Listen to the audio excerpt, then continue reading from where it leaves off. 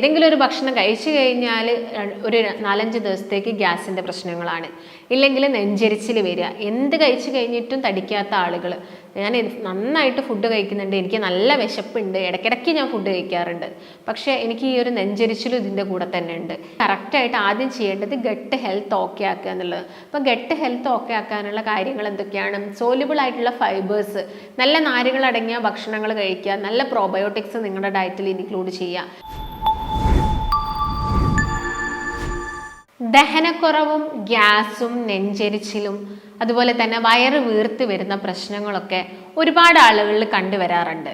പക്ഷെ ഇങ്ങനെയുള്ള ബുദ്ധിമുട്ടുകളൊക്കെ വന്നിട്ട് നമുക്ക് പെട്ടെന്ന് തന്നെ മരണം സംഭവിക്കുക എന്നൊന്നുമില്ല.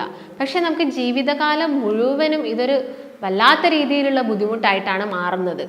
അതായത് ഇങ്ങനെ ഗ്യാസിൻ്റെ ഒക്കെ പ്രശ്നം വരുമ്പോൾ നമുക്കൊരു ഇഷ്ടപ്പെട്ട ഭക്ഷണം കഴിക്കാൻ പറ്റുന്നില്ല, അല്ലെങ്കിൽ ഏതെങ്കിലും ഒരു ഭക്ഷണം കഴിച്ചു കഴിഞ്ഞാൽ ഒരു 4-5 ദിവസത്തേക്ക് ഗ്യാസിൻ്റെ പ്രശ്നങ്ങളാണ്, ഇല്ലെങ്കിൽ നെഞ്ചരിച്ചിൽ വരിക. എന്ത് കഴിച്ചു കഴിഞ്ഞിട്ടും തടിക്കാത്ത ആളുകൾ. ഞാൻ നന്നായിട്ട് ഫുഡ് കഴിക്കുന്നുണ്ട്, എനിക്ക് നല്ല വിശപ്പുണ്ട്, ഇടയ്ക്കിടയ്ക്ക് ഞാൻ ഫുഡ് കഴിക്കാറുണ്ട്, പക്ഷേ എനിക്ക് ഈ ഒരു നെഞ്ചരിച്ചിലും ഇതിൻ്റെ കൂടെ തന്നെ ഉണ്ട്, എനിക്ക് വെയിറ്റ് ഒന്നും കൂടുന്നില്ല. ഇങ്ങനെയുള്ള പ്രശ്നങ്ങളൊക്കെ പറയുന്ന ആളുകളുണ്ട്. അതായത് ഗ്യാസ്ട്രൈറ്റിസ് അല്ലെങ്കിൽ ഈ അസിഡിറ്റി പോലുള്ള പ്രശ്നങ്ങൾ നമുക്ക് 2 രീതിയിൽ തന്നെ കാണാൻ വേണ്ടിയിട്ട് സാധിക്കും. അപ്പം നേരത്തെ ഞാൻ പറഞ്ഞ പോലെ തന്നെ ഇങ്ങനെയുള്ള പ്രശ്നങ്ങളൊക്കെ ജീവിതകാലം മുഴുവൻ നമുക്കൊരു ബുദ്ധിമുട്ട് ഉണ്ടാക്കുന്നുണ്ട്. ഇതിനുള്ള ഒരു പ്രധാനപ്പെട്ട റീസൺ മെയിനായിട്ടും നമ്മുടെ വയറ് സംബന്ധമായിട്ട് വരുന്ന അസുഖങ്ങൾ തന്നെയാണ്. അതായത് വയറ് ഓക്കെ അല്ലെങ്കിൽ നിങ്ങളുടെ ഗട്ട് ഓക്കെ അല്ലെങ്കിൽ നമുക്ക് ഇങ്ങനെയുള്ള പ്രശ്നങ്ങൾ വരാനുള്ള ചാൻസസ് കൂടുതലാണ്. എല്ലാ അസുഖങ്ങളും തുടങ്ങുന്നത് തന്നെ നമ്മുടെ വയറ്റിൽ വെച്ചിട്ടാണ്. നിങ്ങളുടെ ശോധന ശരിയില്ലെങ്കിൽ, നിങ്ങൾക്ക് ഇടയ്ക്കിടയ്ക്ക് ഗ്യാസിൻ്റെ ബുദ്ധിമുട്ടുണ്ടെങ്കിൽ നിങ്ങൾക്ക് അസുഖങ്ങൾ വരാനുള്ള ചാൻസസും വളരെയധികം കൂടുതലാണ്. അപ്പം നമുക്ക് നോക്കാം എന്തൊക്കെ കാരണങ്ങൾ കൊണ്ടാണ് ഇങ്ങനെ ഗ്യാസ്ട്രൈറ്റിസ് പോലുള്ള പ്രശ്നങ്ങളൊക്കെ വരുന്നത് എന്നുള്ളത്. അതിൽ ആദ്യം തന്നെ നമുക്ക് നോക്കുകയാണെങ്കിൽ, നമ്മളെല്ലാവരും ഭക്ഷണം കഴിക്കുന്ന സമയത്ത് നമ്മൾ വായയിലോട്ട് ഭക്ഷണം ഇട്ടതിന് ശേഷം എന്ത് ചെയ്യും? നമ്മുടെ വായയിൽ സലൈവയുണ്ട് അല്ലേ? നമ്മൾ വായയിൽ ഈ ഫ്ലൂയിഡ് വരുന്നുണ്ട്, വായിലോട്ട് ഒരു ഫ്ലൂയിഡ് വരുന്നുണ്ട്. ഈ ഫ്ലൂയിഡുമായിട്ട് നമ്മുടെ ഭക്ഷണം ജോയിൻ ചെയ്തിട്ട് നമ്മുടെ ഡൈജഷൻ അഥവാ ദഹനം വായയിൽ നിന്ന് തന്നെ സ്റ്റാർട്ട് ചെയ്യാണ്. അതുകൊണ്ട് നമ്മുടെ കഴിക്കുന്ന ഭക്ഷണം എപ്പോഴും നമ്മൾ ചവച്ചരച്ച് കഴിക്കാൻ വേണ്ടിയിട്ട് പ്രത്യേകം ശ്രദ്ധിക്കണം. കാരണം ഈ ഒരു സലൈവയായിട്ട് നമ്മുടെ ഫുഡ് ജോയിൻ ചെയ്ത് കറക്റ്റായിട്ടുള്ള ഒരു ഡൈജഷൻ പ്രോസസ്സ്, അതായത് ദഹന പ്രക്രിയ നമ്മുടെ വായയിൽ നിന്ന് തന്നെ തുടങ്ങിക്കഴിഞ്ഞു. അപ്പോൾ അത് കഴിഞ്ഞതിന് ശേഷം GI ട്രാക്റ്റിലൂടെ എവിടെ എത്തുന്നു? നമ്മുടെ ആമാശയത്തിലെത്തുകയാണ് ചെയ്യുന്നത്. ആമാശയത്തിലെത്തുന്ന സമയത്ത് നമുക്ക് എല്ലാവർക്കും അറിയാം അവിടെ എന്തുണ്ട്? ഹൈഡ്രോക്ലോറിക് ആസിഡ് ഉണ്ട്, HCl ഉണ്ട്. ഈ HCl എന്തിനെ സഹായിക്കുന്നു? അടുത്തൊരു ഡൈജഷൻ പ്രോസസ്സ്, അടുത്തൊരു ദഹന പ്രക്രിയയിലോട്ട് സ്റ്റാർട്ട് ചെയ്യാണ്. അവിടെ നിന്ന് അതെന്ത് ചെയ്യും? ഡൈജസ്റ്റ് ആയതിനു ശേഷം നമ്മുടെ കുടലിലോട്ട് പോവുകയാണ് ചെയ്യുന്നത്. അപ്പം ഈ ഒരു വയറ്റിൽ ഈ ഒരു ആസിഡ് ഉള്ള ശരിക്കും നമ്മുടെ ശരീരത്തിനെ പ്രൊട്ടക്റ്റ് ചെയ്യുകയാണ് ചെയ്യുന്നത്. ഈ വലിയൊരു പ്രൊസീജിയർ നടക്കുന്ന വയറിനെ പ്രൊട്ടക്റ്റ് ചെയ്യാൻ വേണ്ടി ഈ ഒരു ആസിഡ് സഹായിക്കുന്നു. ബാക്ടീരിയാസിൻ്റെ ഓവർ ഗ്രോത്ത് തടയാൻ വേണ്ടിയിട്ട്, കൂടുതലായിട്ടും ചീത്ത ബാക്ടീരിയാസ് ഒക്കെ വരുന്ന സമയത്ത് ഈ ബാക്ടീരിയാസ് കൂടുതലായിട്ടും വളരുന്നത് തടയുന്നത് തന്നെ ഈ ഒരു HCl എന്ന് പറഞ്ഞ ആസിഡാണ്. അപ്പം ഇങ്ങനെയുള്ള കാര്യങ്ങളൊക്കെ പ്രിവെൻറ്റ് ചെയ്യാൻ ഹെൽപ്പ് ചെയ്യുന്നത് ഈ ഒരു HCl ആയതുകൊണ്ട് തന്നെ ഈ ഒരു HClൻ്റെ അളവ് എപ്പോഴും കീപ്പ് ചെയ്ത് പോകാൻ നമുക്ക് സാധിക്കണം. ചില ആളുകൾ പറയാറുണ്ട്, ഞാൻ ഫുഡൊക്കെ കഴിച്ച് കുറച്ച് കഴിയുമ്പോഴേക്ക് തന്നെ എൻ്റെ വയറിങ്ങനെ തള്ളി വരുന്നു, ഭയങ്കരമായിട്ടൊരു ബുദ്ധിമുട്ട് വരുന്നു എന്നൊക്കെ. അപ്പോൾ ഇങ്ങനെയുള്ള ആളുകളിൽ എന്ത് ബുദ്ധിമുട്ടാണുള്ളത്? അവരിൽ ആസിഡ് കുറവാണ്, അവരിൽ ഈ ഒരു HCl ആസിഡ് കുറവാണ്. അതുകൊണ്ടാണ് അവരിൽ ഡൈജഷൻ സമയം എടുക്കുന്നത്, ദഹനം നടക്കാൻ വേണ്ടിയിട്ട് ടൈം എടുക്കുന്നത്. എന്നാൽ ചില ആളുകൾ പറയും ഭക്ഷണം കഴിച്ച് കുറച്ച് കഴിയുമ്പോഴത്തേക്ക് തന്നെ എനിക്ക് വിശക്കുന്നു, നെഞ്ചരിച്ചിലൊക്കെ സ്റ്റാർട്ട് ചെയ്യുന്നു എന്നുള്ളൊരു കാര്യം. അത് അവരിൽ എന്താണ്? ആസിഡ് കൂടുതലായിട്ട് ഉൽപ്പാദിപ്പിക്കുന്നുണ്ട്. അപ്പം നമ്മുടെ ആസിഡ്, നമ്മുടെ വയറ്റിലുള്ള ആസിഡ് എപ്പോഴും അതിൻ്റെ ഒരു നോർമൽ റേഞ്ചിൽ തന്നെ കീപ്പ് ചെയ്ത് പോകണം. ഇല്ലെങ്കിൽ നിങ്ങൾക്ക് ദഹന സംബന്ധമായിട്ടുള്ള അസുഖങ്ങൾ വരാനുള്ള ചാൻസസ് കൂടുതലാണ്. അപ്പോൾ എന്തൊക്കെ കാരണങ്ങൾ കൊണ്ടാണ് ഇങ്ങനെയുള്ള ഗ്യാസ്ട്രൈറ്റിസ് വരുന്നത്?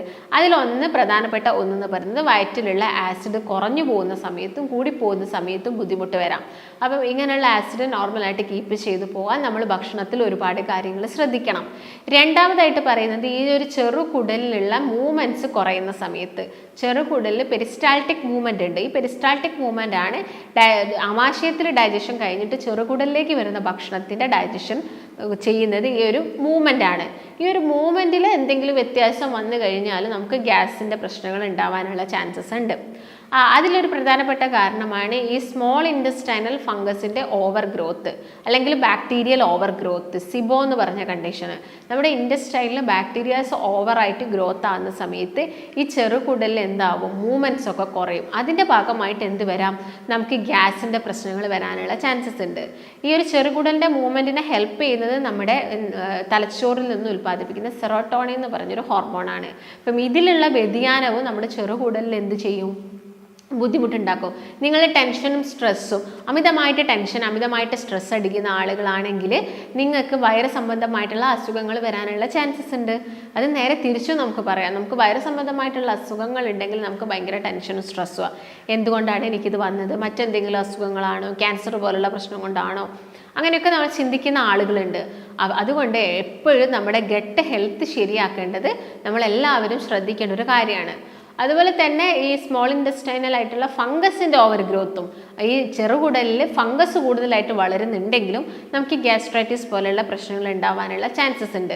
അതുപോലെ കൂടുതൽ വിരശല്യമുള്ള ആളുകൾ, നല്ല രീതിയിൽ വിരശല്യം, ഈ വിരകളൊന്നും നിങ്ങൾ ഡീവോമിങ് ഒന്നും ചെയ്യുന്നില്ലെങ്കിലും നമുക്ക് ഇങ്ങനെയുള്ള ഗ്യാസ്ട്രൈറ്റിസ് പോലെയുള്ള പ്രശ്നങ്ങൾ ഉണ്ടാവാം. അതുപോലെ തന്നെ നിങ്ങളുടെ ലിവറിൻ്റെ ഹെൽത്ത് ശരിയല്ലെങ്കിലും, നിങ്ങളുടെ ലിവറിൻ്റെ അകത്തു നിന്നാണ് നമ്മുടെ ഭക്ഷണം ഡൈജസ്റ്റ് ആവേണ്ട ബൈൽ ഉൽപ്പാദിപ്പിക്കപ്പെടുന്നത്. എന്നിട്ട് എന്ത് ചെയ്യും, അത് ഗോൾ ബ്ലാഡർ, ലിവറിൻ്റെ പുറകിലുള്ള പിത്താശയത്തിലാണ് ഇത് സ്റ്റോർ ചെയ്ത് വെക്കുന്നത്. എന്നിട്ട് ഇത് എന്ത് വരും ചെയ്യും, കുടലിലോട്ട് ഇറങ്ങി വന്നിട്ടാണ് ഡൈജഷൻ പ്രോസസ്സിനെ ഹെൽപ്പ് ചെയ്യുന്നത്. അപ്പം ഈ ഒരു ലിവറിന് പ്രശ്നം സംഭവിച്ചു, ഫാറ്റി ലിവർ പോലെയുള്ള പ്രശ്നങ്ങൾ അല്ലെങ്കിൽ മറ്റെന്തെങ്കിലും ഫൈബ്രോസിസ് പോലെയുള്ള സിറോസിസ് ഒക്കെ ആയിട്ടുണ്ടെങ്കിൽ ഇങ്ങനെയുള്ള ആളുകൾ ഗ്യാസിൻ്റെ ബുദ്ധിമുട്ടൊക്കെ ഒരുപാട് കൂടുതലായിരിക്കും. അതുകൊണ്ടാണ് ഫാറ്റി ലിവർ ഉള്ള പേഷ്യൻസ് വന്നു കഴിഞ്ഞാൽ നമ്മൾ ചോദിക്കാറുണ്ട്, ഗ്യാസിൻ്റെ പ്രശ്നങ്ങളുണ്ടോ അല്ലെങ്കിൽ അസിഡിറ്റിയുടെ ബുദ്ധിമുട്ടുകളുണ്ടോ, ഇങ്ങനെയൊക്കെ ചോദിക്കുന്നത്. ഇവരിൽ ഇങ്ങനെയുള്ള പ്രശ്നങ്ങൾ വരും. കാരണം ഞാൻ നേരത്തെ പറഞ്ഞ പോലെ തന്നെ പിത്തം അവിടെ കൂടുതലായിട്ട് ഉൽപ്പാദിപ്പിക്കുന്നില്ല. അതിൻ്റെ ഭാഗമായിട്ട് ദഹനത്തിൽ നല്ല ബുദ്ധിമുട്ടുകൾ വരാം. അപ്പോൾ എന്ത് കാരണം കൊണ്ടാണ് നമുക്ക് ഇത് വരുന്നത്? ചില ആളുകളിൽ വരാനുള്ള ഒരു പ്രധാനപ്പെട്ട റീസൺ ഭക്ഷണം തന്നെയാണ്. നമ്മൾ അമിതമായിട്ട് കഴിക്കുന്ന ഭക്ഷണങ്ങൾ ഇങ്ങനെയുള്ള അസുഖങ്ങൾ വരാൻ കാരണമാക്കുന്നുണ്ട്. നിങ്ങളിപ്പോൾ ഹോട്ടലിൽ നിന്നൊക്കെ കൂടുതലും സോസ് ഉള്ള ഫുഡുകൾ കഴിക്കുക, അല്ലെങ്കിൽ കൂടുതലായിട്ട് ഉപ്പടങ്ങിയ ഭക്ഷണങ്ങൾ കഴിക്കുന്നതൊക്കെ നമുക്ക് ഗ്യാസിൻ്റെ പ്രശ്നങ്ങൾ ഉണ്ടാക്കും. എല്ലാ ദിവസവും പപ്പടം കൂട്ടി കഴിക്കുന്ന, എല്ലാ ദിവസവും ഫ്രൈഡ് ഐറ്റംസ് മാത്രം ചോറിന് കഴിക്കുന്ന ആളുകൾ ഉണ്ടായിരിക്കാം. അപ്പം ഇങ്ങനെയുള്ള ആളുകളിൽ ഗ്യാസിൻ്റെ ബുദ്ധിമുട്ട് കൂടുതലായിരിക്കും. അപ്പം എന്ത് കാരണങ്ങൾ കൊണ്ടാണ് നിങ്ങൾക്ക് ഗ്യാസ്ട്രൈറ്റിസ് വന്നത് എന്ന് ആദ്യം മനസ്സിലാക്കണം. എന്നാൽ മാത്രമേ നമുക്കത് ട്രീറ്റ് ചെയ്യാൻ സാധിക്കത്തുള്ളൂ. അപ്പോൾ നിങ്ങൾ കറക്റ്റായിട്ട് ആദ്യം ചെയ്യേണ്ടത് ഗട്ട് ഹെൽത്ത് ഓക്കെ ആക്കുക എന്നുള്ളത്. അപ്പോൾ ഗട്ട് ഹെൽത്ത് ഓക്കെ ആക്കാനുള്ള കാര്യങ്ങൾ എന്തൊക്കെയാണ്? സോല്യുബിൾ ആയിട്ടുള്ള ഫൈബേഴ്സ്, നല്ല നാരുകളടങ്ങിയ ഭക്ഷണങ്ങൾ കഴിക്കുക, നല്ല പ്രോബയോട്ടിക്സ് നിങ്ങളുടെ ഡയറ്റിൽ ഇൻക്ലൂഡ് ചെയ്യുക. നാരുകളടങ്ങിയ ഭക്ഷണങ്ങൾ കൂടുതലായിട്ടും എല്ലാത്തരം വെജിറ്റബിൾസിലും ഉണ്ട്, ഫ്രൂട്ട്സുകളിലും ഉണ്ട്. വെജിറ്റബിൾസ് കഴിക്കുന്ന സമയത്ത് ഇലക്കറികളൊക്കെ കൂടുതലായിട്ട് കഴിക്കുക.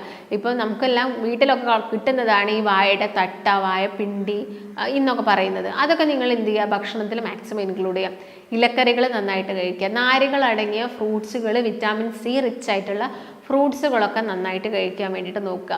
നോൺ വെജ് ഐറ്റംസിൽ നാരുകൾ കുറവാണ്, അതിൽ നല്ല കൊഴുപ്പും ഉണ്ടായിരിക്കാം, അതുപോലെ തന്നെ പ്രോട്ടീൻസും ഉണ്ടായിരിക്കാം.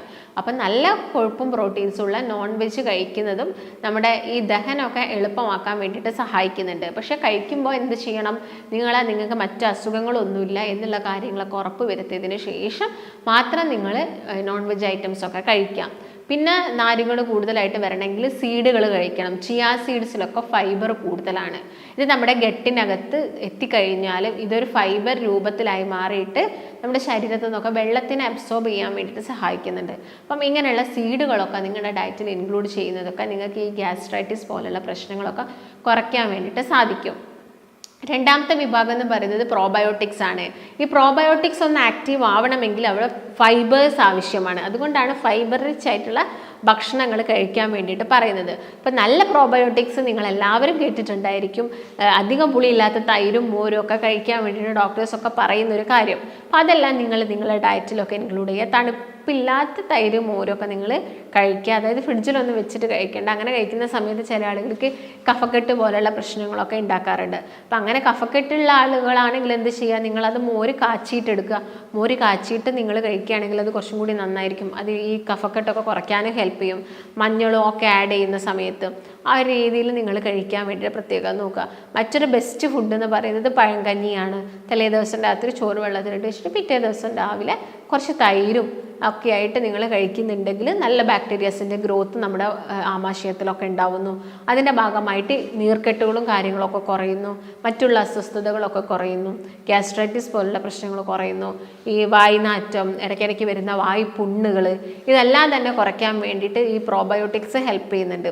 അപ്പം ഇങ്ങനെയുള്ള ഭക്ഷണങ്ങളൊക്കെ നിങ്ങൾ കഴിക്കുകയാണെങ്കിൽ നമുക്ക് മറ്റുള്ള ഒരുപാട് അസുഖങ്ങളെയും അതുപോലെ തന്നെ ഈ നമ്മുടെ ശരീരത്തിൽ വരുന്ന മാരകമായിട്ടുള്ള അസുഖങ്ങളൊക്കെ നമുക്ക് തടയാൻ വേണ്ടിയിട്ട് സാധിക്കും. ഇപ്പോൾ പ്രധാനമായിട്ടും ഗ്യാസ്ട്രൈറ്റിസ് വരുത്തുന്ന കാര്യങ്ങൾ ഇതൊക്കെയാണ്. ഇപ്പോൾ എന്ത് കാരണം കൊണ്ടാണ് വന്നത് എന്ന് മനസ്സിലാക്കുക, അതിനുള്ള പ്രോപ്പറായിട്ടുള്ള ട്രീറ്റ്മെൻറ്റ്സും കാര്യങ്ങളും എടുക്കുക.